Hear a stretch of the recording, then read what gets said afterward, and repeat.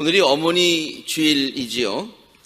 어머니의 사랑을 생각하면은 모두에게 아련한 그리움이 있게 마련입니다. 어머니의 사랑은 그 자체가 우리들을 감동시키기에 충분한 것 같습니다. 언젠가도 한번 오래전입니다마는 소개해 드린 적이 있는데요. 일본에 사는 그 조청년이라고 하면은 일본에 사는 친북 제일교포 단체를 얘기하고 있죠. 그 가족의 비극을 그린 다큐멘터리가 있습니다. 집안에 부모와 또 아들 둘과 딸이 있었는데 그 딸이 그 모든 가정에 되어지는 일들을 보면서 이제 다큐멘터리로 찍어서 이제 공개를 했던 그런 영화지요. 일반 극장에서 공연되는 영화는 아니고 다큐멘터리로 이곳저곳에서 공연된 것이 이제 많은 사람들에게 알려지게 되었어요. 그 영화에 나오는 아버지는 그 일본에서 조청년에서 대단한 활동을 하였던 사람이었습니다. 그래서 북한에서 이제 조국으로 건너오시오 이런 초청을 받았지만은 아버지는 사정이 있어서 건너가지 못했고 그 아들들만 먼저 두 가정만 보냈지요. 딸은 그때 가지 못했고요. 근데 북한에 간 그 두 아들들이 지상천국이라고 하는 그런 꿈을 가지고 갔는데 그 기대에 못 미치게 참 실망을 하지요. 그들의 꿈이 무참하게 깨어집니다. 그래서 일본에 사는 부모들은 계속하여 북한에 사는 그 두 자녀에게 재정적으로도 보내고 그 다음에 또 물건도 보내고 해가지고 그 보내는 그리고 또 가끔 이제 이북을 방문하는 그런 그 상황에 있습니다. 이렇게 늘 일본에 사는 제일교포의 부모가 늘 도와주기 때문에 그래도 이북에 사는 사람들보다는 비교적 다른 사람들보다는 좀 형편이 낫다고 그러지만은 우리 기준으로 보면은 아직도 굉장히 열악한 그런 환경에서 살고 있는 것은 사실입니다. 그래서 쉽게 제가 그 영화를 보면서 느꼈던 것은 우리나라에 아주 좀 안 좋은 동네에 있는 연립주택 아파트 한 20평 정도의 규모에 살고 있다. 그렇게 보면은 되겠어요. 우리가 함께 같이 이 영상을 잠깐 보려고 하는데요. 오랜만에 부모가 이제 자녀들을 방문합니다. 북한에 있는 자녀들을 방문해서 이제 한 자리에 모여가지고 같이 식사를 하면서 식사 끝마치고 첫째 며느리인지 둘째 며느리인지는 모르겠으면 며느리가 이제 기타를 치면서 어머니 노래를 이렇게 부르는 장면입니다. 이 아버지가 그 며느리가 부르는 노래를 들으면서 자기의 어머니도 생각하고 지금 현재 처해 있는 현실을 안타까워하면서 눈물을 흘리는 그런 장면인데요. 우리 함께 잠깐 보도록 하겠습니다. 저는 이 영화의 전체 다큐멘터리에 가장 감명을 받은 그런 장면입니다. 굿바이 평양.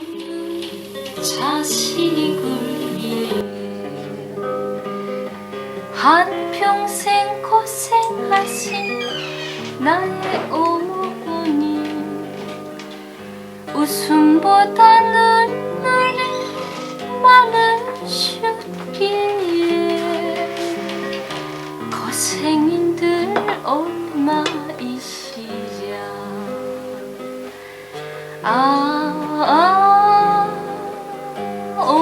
어머니 사랑하는 나의 어머니 이 아들의 소원입니다. 오래오래 건강하세요. 이제는 다 자란 자식을 두고 아직도 못 놓으시는 어머니 마음 철없던 그때처럼 돌보시기에 지친 어머니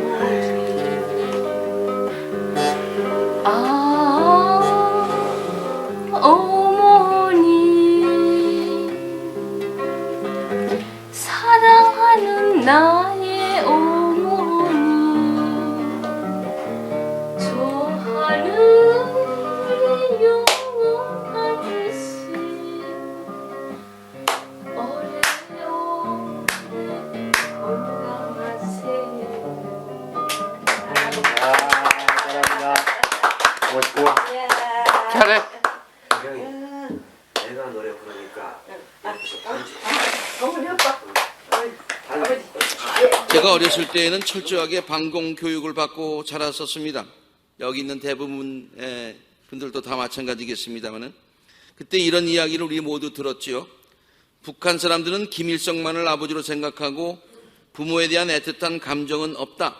그래서 만일 부모가 공산당에 대해서 말을 잘못하면 자녀들은 자신의 부모들까지도 당에 고발하고 또 당당하게 자랑스럽게 생각한다.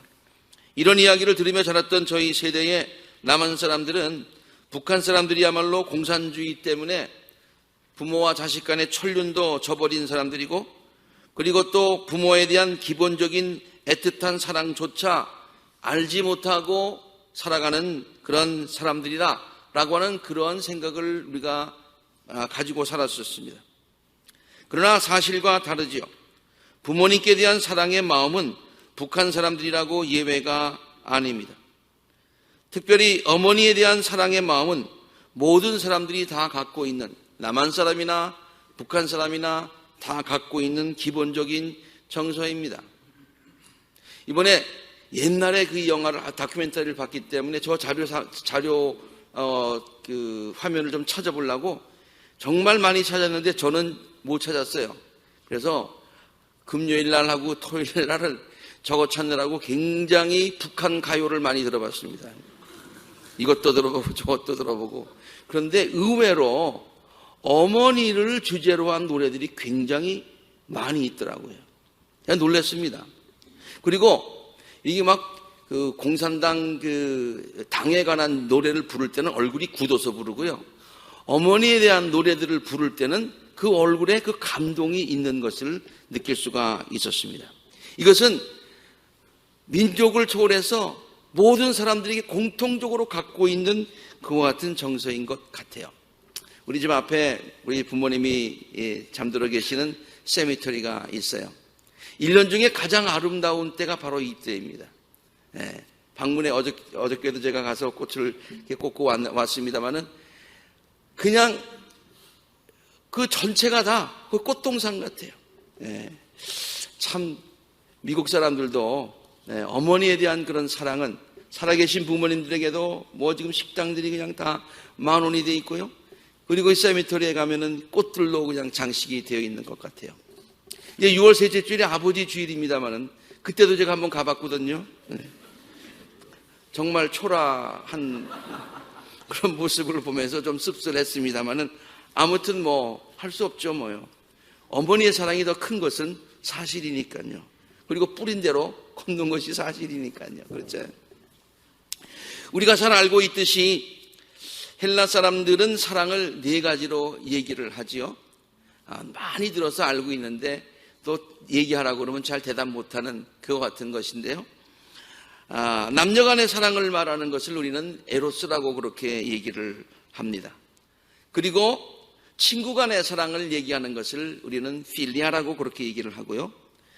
부모와 자식 간의 사랑을 말하는 것을 스토로게라고 얘기하는데 특별히 이 스토로게에 아버지의 사랑보다 어머니의 사랑이 강조되어져 있습니다. 그리고 아가페는 하나님의 절대적인 사랑을 말하는 것이죠. 너무나 잘 알고 있는 이야기입니다만 이 이야기 중에서 네 가지 중에서 가장 차원이 높고 사랑의 원형이라고 우리가 알고 있는 것이 바로 이 하나님의 사랑, 아가페 사랑입니다.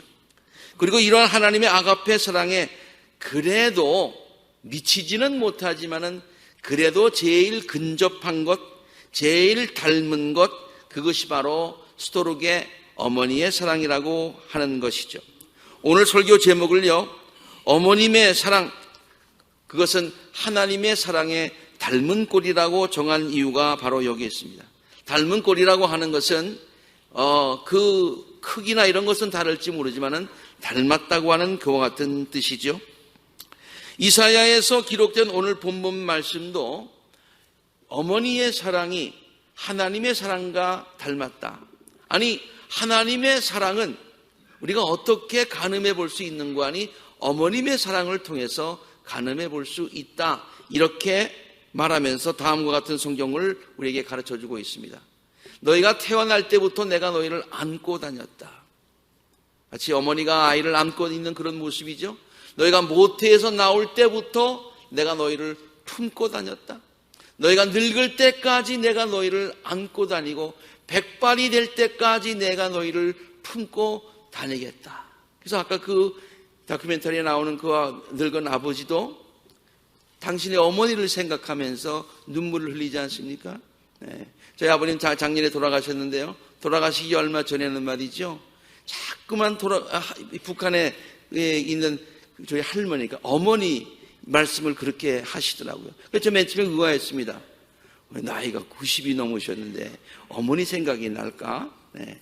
우리 아버님이 9남매의 막내셨고, 그리고 그 바로 위 누님이 10살 차이이기 때문에 정말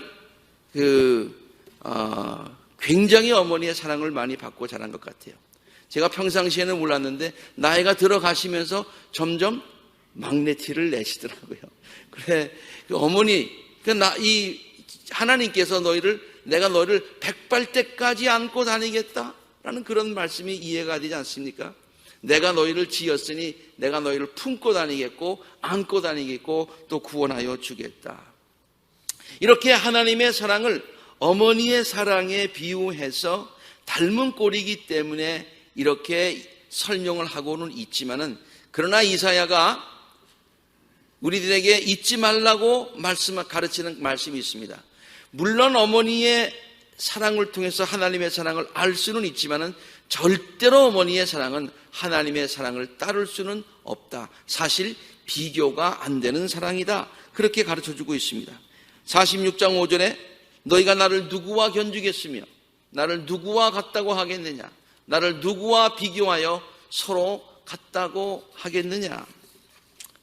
그리고 49장 15절에 한참 있다가 또 이런 얘기를 합니다. 어머니가 어찌 제 젖먹이를 잊겠으며 제 태에서 낳은 아들을 어찌 긍휼히 여기지 않겠느냐. 그러나 만에 하나 그런 일이 없지만, 그런 일이 있을지라도 나는 절대로 너를 잊지 않는다. 인간은 어떤 극한적인 상황에서 조금 변화할 수 있지만은 하나님은 어떠한 상황에서든지 불변하시며 너희들을 끝까지 변함없이 사랑하시는 분이시다 라고 하는 그런 말씀이죠.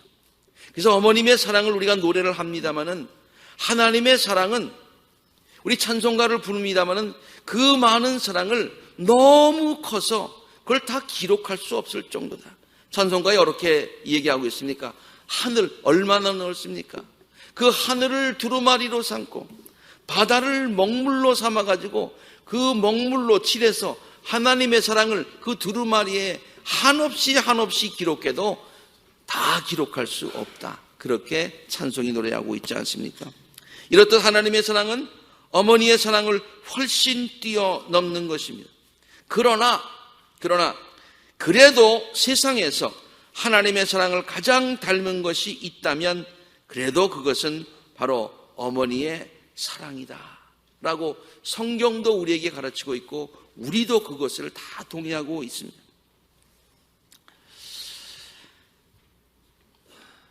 하늘나라에서 곧 지상으로 내려가게 될 아이가 있었다고 하지요. 이 말은 이제 곧 세상에 태어날 아기가 이제 하늘나라에서 대기 상태로 이제 준비하고 있다는 그런 재미난 비유입니다. 하늘나라에서 행복하게 지내던 아이가 자신이 세상에 보내진다는 말을 듣고서 걱정스러운 마음으로 하나님께 이렇게 물었다고 하지요. 하나님이 저를 내일 지상으로 내려 보내실 것이라는 얘기 들었어요. 그런데 작고 무능한 아기의 모습으로 세상에 태어난다면 제가 어떻게 세상에서 살겠어요? 전 다른 동물들은 태어나자마자 뛰어다니는데요, 인간처럼 오랜 기간 동안 어머니에게, 부모님에게 의존하는 동물이 없는 것 같아요. 이렇게 약한 모습으로 태어나겠는데 내가 어떻게 살겠어요? 걱정이 돼서 하나님께 묻자 하나님은 아기에게 다음과 같이 대답하셨다고 합니다. 그래서 너를 위한 천사를 내가 준비해 두었지. 그 천사가 너를 돌보아 줄 거란다. 다음은 하나님과 그 아이의 계속되는 대화의 내용입니다. 아이가 걱정돼서 묻습니다. 하지만 저는 여기에서 사는 것이 더 좋은데요. 이곳에서 저는 노래하고 웃으며 행복하게 지내고 있잖아요. 그러니까 하나님께서 이렇게 대답하시죠. 지상에서는 네 천사가, 내가 조금 아까 말한 네 천사가 너를 위해서 노래하고 미소 지어 줄 거란다. 너는 천사의 사랑 속에서 행복을 느끼게 될 거야. 그래도 아이는 미심쩍어서 염려스러워서, 그렇지만은 저는 사람들의 말을 모르는데 그들이 하는 말을 어떻게 내가 알아들을 수가 있어요? 내 천사가 세상에서 가장 감미롭고 아름다운 말로 너에게 얘기해 줄 거란다. 그리고 인내심과 사랑을 가지고 내게 말하는 것을 가르쳐 줄 거야. 아이가 계속해서 좀 아직 걱정이 다 풀리지 않았어요? 그럼 그렇다고 해서 제가 하나님께 말하고 싶을 때는 어떻게 해야 하나요? 내가 하나님께 말하고 싶을 때 어떻게 해야 되나요? 지금 내가 여기 하나님은 늘 얘기하고 있는데, 내가 세상에서 천사하고 얘기를 하더라도 하나님과 얘기하고 싶으면 어떻게 해요? 그러면 내 천사는 내 손을 잡고서 기도하는 방법을 너에게 가르쳐 줄 거야. 아이가 또 묻습니다. 지상에는 나쁜 사람들도 많이 있다고 들었어요. 그들로부터 저 자신을 어떻게 보호해야 되지요? 그러자 하나님은 이렇게 대답하시죠. 내 천사가 목숨을 걸고서라도 너를 보호해 줄 거야. 아이가 또 묻습니다. 하지만 하나님을 보지 못하게 되면 저는 너무 슬플 것 같아요. 이 세상에서 살면서 그렇게 천사와 함께 지내는 것 좋은데 하나님과 지내는 기쁨은 내가 잊어버리면 그거 슬퍼서 어떻게 해요? 내 천사가 나에 대해서 얘기해 줄 거야. 나에게 다시 돌아올 수 있는 방법도 가르쳐 줄 거야. 그리고 난 늘 내 곁에 있을 거야. 그 순간 벌써 지상에서는 아이를 기다리는 천사와 식구들의 기쁜 환성과 웃음소리가 들려오기 시작했습니다. 이제 곧 아이가 세상에 이제 나오게 됐습니다. 마음이 급해진 아이가 세상에 나가면서 하나님께 마지막으로 묻습니다. 하나님, 제가 지금 떠나야 한다면은 그 아까 말씀하신 그 천사 이름이라도 알아야 제가 그 천사를 찾지 않겠습니까? 그 천사를 부르지 않겠습니까? 하나님은 환한 미소를 지으면서 다음과 같이 대답하셨다고 하지요. 내 천사를 엄마라고, 너는 내 천사를 엄마라고 부르게 될 거란다.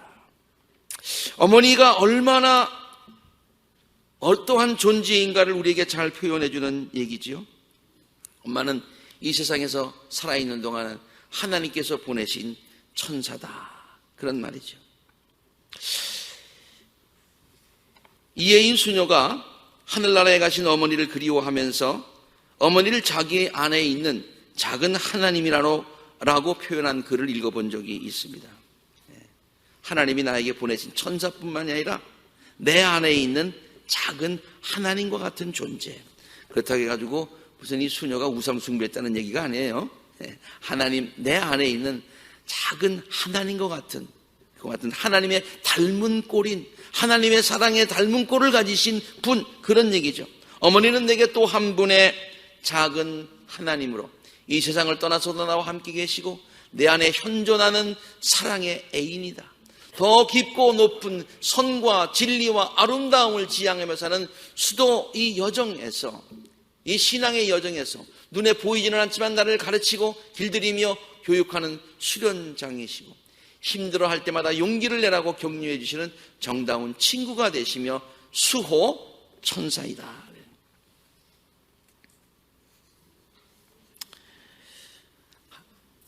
누구 다 이 말에 동의를 합니다. 정말로 외로울 때마다 우리에게 힘과 용기를 주시는 수호 천사. 살아계시나 하늘나라에 계시나 계속해서 나와 함께 하시는 수호 천사, 작은 하나님. 이렇게 하나님의 사랑이 닮은 꼴이 이 어머니의 사랑이라고 했는데요. 그 왜 그런 거 하니? 그 어머니의 사랑에는 하나님의 사랑과 닮아서 희생적인 사랑이 있다. 자식을 위해서 희생하고 자식을 위해서 끝까지 돌보려는 그 어떤 본능적인 사랑이 어머니에게 있다 그러네요. 아주 오래된 이야기입니다. 제가 이렇게 찾아보니까 2002년도에 제가 이 글을 썼고 또 설교 중에서도 인용을 했던 그런 기록이 있습니다. 2002년이니까 17년 전 얘기죠. 여러분들도 아마 우리 교회 오래 나오신 그 분들은 기억하실 거예요.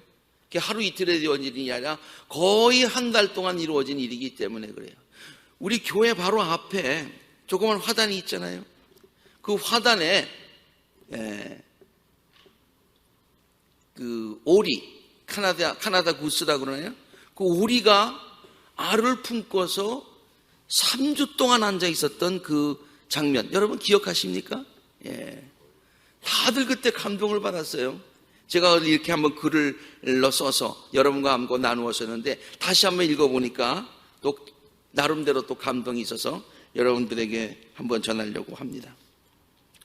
얼마 전 우리 교회 성전 주차장 가로등 밑에 어미 거위가 거의 3주일 동안 알을 품고 있었던 적이 있었습니다. 어미 거위는 가로등 밑 조그만 풀밭에 새끼를 까기 위한 보금자리를 마련하였습니다. 알들을 보호하기 위하여 부드러운 풀들과 자신의 깃털로 보금자리를 만들고 그것을 품고 있었습니다. 저는 그 어미 거위가 알들을 품고 있는 모습을 보면서 자식을 향한 어머니의 사랑이 얼마나 숭고하며 위대한가 하는 것을 다시 한번 생각해 보게 되었습니다. 교회 주차장은 평일에 사람이 많지 않습니다. 그러나 주일이 되면은 차와 사람들로 몹시 붐비지 않습니까? 아마도 그 거위는 평일에 교회 주차장 풀밭에 와서 그곳이 한적한 곳이라고 생각하고 알을 품기 시작하였던 것 같습니다. 공원에 가면 사람이 많은데 여기 오니까 사람이 없는 거예요. 그런데 그 어미 거위는 주일이 되자 교회 주차장에 차와 사람들이 몰려드는 것을 보고 몹시 놀라고 무서웠을 것입니다. 평소 때 우리가 거위에게 다가가면 거위는 사람을 피해 다른 곳으로 도망가지 않습니까? 그러나 그 어미 거위는 주일에 많은 사람들이 자기에게 다가와도 자기가 품고 있던 알들을 버려두고 딴 곳으로 도망하지 않았습니다. 알들을 지키겠다는 일념으로 담대하게 그곳에서 계속하여 알을 품고 있었던 것이죠. 저는 그 어미 거위를 보면서 여자는 약하지만 어머니는 강하다는 말을 머릿속에 다시 한번 떠올려 보았습니다. 한 달 전쯤 이상하리만큼 날씨가 더웠던 적이 있었던 것을 기억하시지요? 그러니까 17년 전 얘기예요. 이상기온이 있었어요. 그때 낮 기온이 화씨 95도를 웃도는 무더운 날씨였습니다. 그 무더운 날씨에도 그 어미 거위는 꼼짝도 하지 않고 알을 품고 있었습니다. 더워서 입을 벌리고 헉헉거리고 있으면서 어미 거위는 그 자리를 떠나지 않았습니다. 시원한 물가에서 잠시 수영이나 한번 하고 올 것 같기도 한데 그 어미 거위는 꼼짝하지 않고 알을 품고 있었습니다. 너무 더울 것 같아서 우리 교인들이 어미 거위 앞에 물통을 놓아줬던 적도 있었지요. 여러분 기억하실 겁니다. 그런데 그 거위는 우리들이 준 물을 전혀 먹지 않았었습니다. 배가 고플까 봐 먹이도 주워 보았습니다. 그런데 그것도 먹지 않았습니다. 마치 그것들을 먹고 자기가 잘못되면 자기가 품고 있는 알들을 누가 대신 품겠는가 걱정을 하는 것이 아닌가 하는 생각이 들 정도였습니다. 그 모습은 마치 아기를 가진 어머니가 음식을 조심하는 것과 같다는 생각을 해보았습니다. 비바람이 몰아치며 천둥이 몹시 치는 밤이었습니다. 저는 그 옆에서 그때 살 때인데요. 저는 그 어미 거위가 어떻게 하고 있을까 궁금하기도 하고 걱정도 되어서 우산을 쓰고 밖으로 나가 보았습니다. 놀랍게도 그 어미 거위는 알을 품은 채 그 자리에 꼼짝도 하지 않고 앉아 있는 것이었습니다. 눈을 껌뻑이며 비에 흠뻑 젖은 채로 알을 품고 앉아 있는 그 어미 거위의 모습은 오히려 숭고해 보이기까지 하였습니다. 저는 그날 밤 그 어미 거위의 모습 속에서 찡한 감동을 받았습니다. 하나님은 모든 동물들에게까지 자식을 사랑하는 마음을 주셨구나. 아무것도 모르는 저 동물들도 저럴진데 자녀들을 사랑하는 어머니의 마음이야 오죽하랴. 그런 글을 쓰고 함께 나눈 적이 있습니다. 아버지 거위가 궁금하지 않으세요? 가끔 가다가 한 마리가 나타나더라고요. 아마 분명히 아버지인 것 같아요. 그런데 한 번도 임무 교대를 안 하더라고요. 잠시 있다가 아버지는 사라지더라고요. 그러나 어머니는 끝까지 지키더라고요. 이렇게 아가페 사랑과 스토록의 사랑에 한 가지 공통점이 있는 것이죠. 희생적이라고 하는 것입니다. 자기를 돌보지 않는다고 하는 것입니다. 그래서 그 사랑에 감동이 있는 것이지요. 하나님의 사랑을 이렇게 희생적인 감동적인 사랑을 성경은 여러 군데서 증거하고 있는데 그중에 몇 말씀만 한번 볼까요? 로마서에 있는 말씀, 우리가 아직 죄인 되었을 때에 그리스도께서 우리를 위해서 죽으셨다. 우리를 위해서 죽으셨다. 이게 희생적인 사랑이라는 얘기죠. 빌립보서에 있는 말씀도 마찬가지입니다. 하나님은 본래, 예수님 본래 하나님이셨다는 거예요. 그런데 희생하셨다는 거예요. 우리를 위해서 종의 모습이 되셨고, 우리를 위해서 자신을 낮추셨고, 우리를 위해서 희생하시고 죽으시기까지 순종하셨는데 십자가에 죽으셨다는 것이죠. 우리가 하나님의 사랑을 생각할 때 감동이 되는 이유가 바로 이러한 희생적인 사랑 때문이고, 어머니의 사랑을 생각할 때도 가슴이 찡해지고 눈물이 나는 것도 바로 같은 이유에서이라고 하는 것이죠. 이러한 희생적인 사랑은 저뿐만이 아니라, 저만 경험한 것이 아니라 여기 있는 모든 분들이 동일한 경험을 하였는 줄로 믿습니다. 그리고 저는 자신 있게 얘기합니다. 우리 어머니가 가장 세상에서 위대하다. 그렇게 얘기해도 저 사람 정신 나간 사람이야, 그렇게 얘기할 사람 없는 줄로 압니다. 여기 있는 모든 분들도 동일하게 우리 어머니가 최고야 세상에서 라고 얘기해도 아무도 그 말에 틀렸어라고 말할 분이 한 분도 없을 정도로 어머니의 사랑은 위대한 사랑이 되는 것입니다. 저는 여러분 아시지만은 남동생이 있고 여동생이 있습니다. 셋입니다. 저희 어머니를 생각하면 정말 그 피난 시절에 피난 오셔서 그 어려운 과정들을 다 거치시면서 참 희생적으로 몸이 아프심에도 불구하고 그렇게 우리에게 사랑을 베푸셨던 그러한 어머니세요. 내가 맞이기 때문에, 나는 이렇게 맞이기 때문에 나를 특별히 사랑했어 라고 한때 생각한 적도 있었는데요, 우리 둘째 동생하고 얘기해 보면 동생도 이래요. 어머니는 나를 제일 사랑했다는 거예요. 또 우리 막내 여동생하고도 얘기해 보면 어머니가 막내이기 때문에 제일 사랑했다는 거예요. 어머니의 사랑을 우리 삼남매가 3분의 1, 3분의 1, 3분의 1 나눠 가진 것이 아니라 어머니의 사랑 100%를 나도 가졌고 내 남동생도 가졌고 여동생도 가졌다고 하는 거예요. 이건 우리 집안의 이야기만 아니라 모든 사람들의 이야기 아닙니까? 어머님의 사랑이 그럴진데 하나님의 사랑을 한번 생각해 보세요. 하나님의 사랑은 이 세상을 하나님이 이처럼 사랑하셔서 그 중에 있는 하나의 우리 70억 분의 1인 우리를 하나님의 사랑 가운데서 70억 분의 1을 나눠 가지고 있는 것이 아니라 이 세상에 홀로 존재하고 있는 것처럼 하나님께서 우리를 대하시고 사랑하신다, 그런 말씀이죠. 그래서 자녀들이 느끼는 어머니의 이 풍성한 사랑은 마치 모든 사람들이 목을 축여주는 숲속의 작은 옹달샘과 같다는 생각을 해보았습니다. 어머니는 약합니다. 여인입니다. 아주 큰 바다가 아닙니다. 옹달샘과 같아요. 그런데 그 옹달샘은 계속 먹어도, 첫째가 먹어도, 둘째가 먹어도, 셋째가 먹어도 계속해서 솟아오르는 그 같은 샘물과 같다, 그런 말이죠. 성경은 하나님의 그 크신 사랑을 우리에게 표현하여 주는 부모님들에 대해서 감사의 마음을 잃지 않고 효도할 것을 명령하고 있습니다. 권고가 아닙니다. 명령입니다. 그래서 십계명은 약속이 있는 첫 계명으로 하나님께, 부모님께 효도할 것을 명령하고 있습니다. 그 명령 중에서 다른 것들은 명령만 했는데 이거는 상까지 주시면서 명령하신 것이다. 십계명뿐만이 아닙니다. 성경은 여러 곳에서 부모님을 사랑하며 효도할 것을 가르쳐주고 있습니다. 잠언서에 있는 말씀 우리가 함께 같이 읽습니다. 시작. 너를 낳아준 아버지에게 순종하고 늙은 어머니를 업신여기지 말아라. 시작. 너의 어머니를 즐겁게 하여라. 특히 너를 낳은 어머니를 기쁘게 하여라. 함께. 자녀이신 여러분, 주 안에서 여러분의 부모에게 복종하십시오. 이것이 옳은 일입니다. 내 부모를 공경하여라 한 계명은 약속이 딸려있는 첫째 계명입니다. 내가 잘 되고 땅에서 오래 살 것이다 한 약속입니다. 그럼에도 불구하고 우리들은 부모의 사랑을 너무 쉽게 잃어버리며 살 때가 많이 있습니다.